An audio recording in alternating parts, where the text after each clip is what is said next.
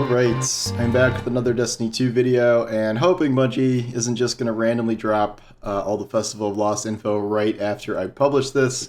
I assume it's probably coming tomorrow when they release the trailer, which is probably just going to be like 40 seconds of some of the new masks and like the spooky emotes and things. Event trailers are pretty standard at this point, but I was just kind of wanted to talk about my hopes and expectations for the event. I guess more my hopes than expectations. I am trying to keep things within a reasonable bound here. So we are in the second year of not having access to the Haunted Forest, where for years before that we had the Haunted Forest where we would go deep into this dark version of the Infinite Forest with different modifiers, and we'd be hunted by the giant axe dude who we couldn't kill, who was one of the most terrifying enemies in Destiny for a while there.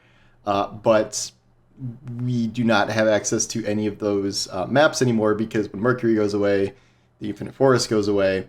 So now, last year we did this thing where we have haunted lost sectors, and I kind of liked what they did with it in that it's like a somewhat modified lost sector, but they had like a little narrative component that was just kind of fun. It was Glint's kind of talking through, chasing up a ghost story, and I'm hoping we do something like that this year. I hope it is new lost sectors, first of all, and then I hope it is a new narrative thing and we're not just repeating the Glint stuff from last year. I don't imagine that we would. Like, Glint and the stuff that happens with Crow last year wouldn't make sense in the context of this season, even if it was like a fun little aside. So I have to imagine they're going to do a new host, I guess, for this. I don't know which character that would be.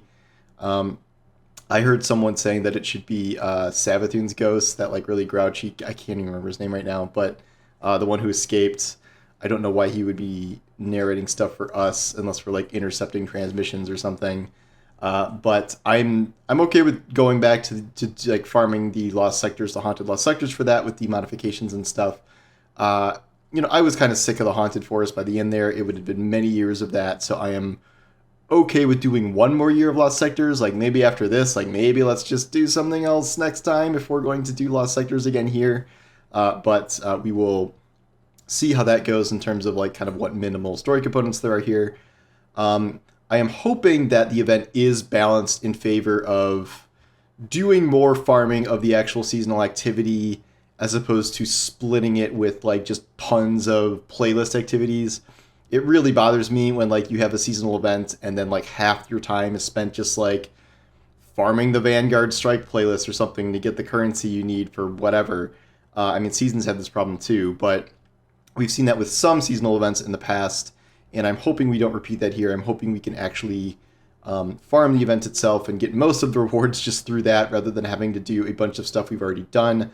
However, I do know that Bungie likes using seasonal events like this to kind of push people into doing stuff they haven't done in a while.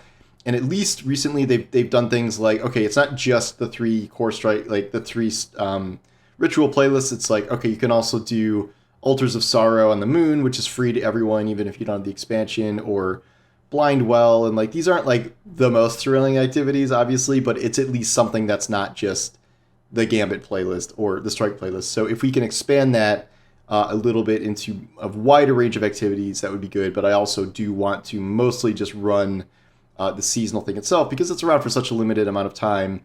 Oops, my light died. I haven't charged that in a long time. You can still see me.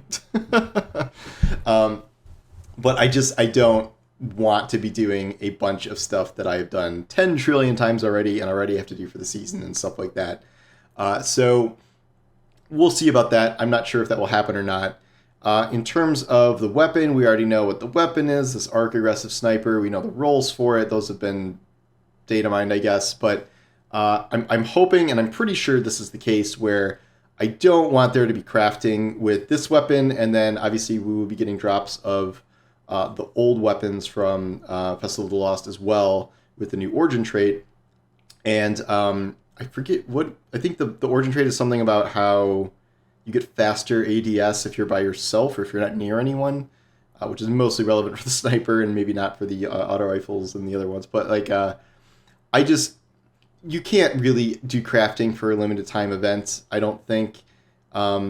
I just don't think that would be a good idea. And they didn't do it for the last event we had. So I'm not expecting that, and I think we would have been seeing enhanced perks in the API if those were going to be able to be crafted. But with the kind of craziness over red border stuff and whatever, like I'm okay just chasing rolls again and recognizing you're probably not going to get a 5 out of 5 in like the 3 weeks that we're here. But like I'm okay with going back to the old system of just like settling for a solid roll by the end of this rather than like another thing to hunt down red borders for, and everything that isn't a red border is going to be trapped. Like I want to break from crafting, so I'm hoping that crafting is not like a thing here. I don't think it will be. I also am hoping that other rewards for this are increased or changed, because every freaking event we have some sort of like gift box, candy bag, in this case like medal, whatever, where it's a very select, limited amount of things that you can get from those. And overwhelmingly, what's in those? Blues. So I am not super enthused. I really want them to readjust the drop pools of the stuff that is in those. Like way more things like prisms and cores and upgrade modules, like stuff you will use. I don't see the point in us getting destination materials, which are about to be completely gone. Destination materials have been a good amount of that stuff in the past. Glimmer is always just boring to get, and then blues are literally just taking up space. And I've had it where this is a prime example where I've opened up, you can stack a bunch of these packages or candy bags, and you open them up, and it's a bunch of blues, and they go to the postmaster, and it pushes stuff out of your postmaster if you open too many at a time. Not that, world drop legendary armor or something is any better than a blue at this point, but I would like them to be mostly skewed toward, copies of the seasonal weapon. I actually liked what Guardian Games did with the tiers of packages with the metal. So like a platinum medal, I think, I forget, it was like you would turn it in, and maybe that was like a weekly thing, but there was something you could turn in and get like a fully masterworked version of the seasonal weapon or something, or the event weapon, which was cool. And that wasn't out of like every package, but that was a neat kind of way to try or ones with multiple perks, things like that. I would like to see more of that stuff than just pure trash filling most of these kind of gift bags that we tend to get from these events. And that has really not changed for the most part over time. But we will see if it will this time. I feel like it almost has to change, because I can't imagine they're still going to be giving us things like destination materials when that's about to be killed off. So I guess we'll find out. But just please, less blues and less trash legendary drops, more event things, more actual useful currencies and things like that. If we were going to end up farming these boxes and keeping them and stacking them for turn-ins and stuff. Other than that, I don't really have any mask requests, I guess. I imagine we're going to get like, I think you could pretty much see a Rolk mask. I imagine we might get a Witness mask. I don't even know what masks we don't have at this point, other than, maybe some of the things introduced in Witch Queen. Keitel mask? I don't think we have a Keitel mask. That'd be pretty funny. But yeah, so I guess we'll see what else. I'm not expecting, there's not going to be a big secret. There's not a secret exotic. There's like, I'm gonna manage expectations here and just try and see if we can improve in at least small ways in terms of how events have been run in the past. So I guess we'll find out more tomorrow. I will be playing it at resets and have probably a video later in the day with some commentary on how I think it's going, and I will probably do an article depending on how early the information at least goes up in the morning. So anyway, thanks for watching, and I will talk to you soon. Take care.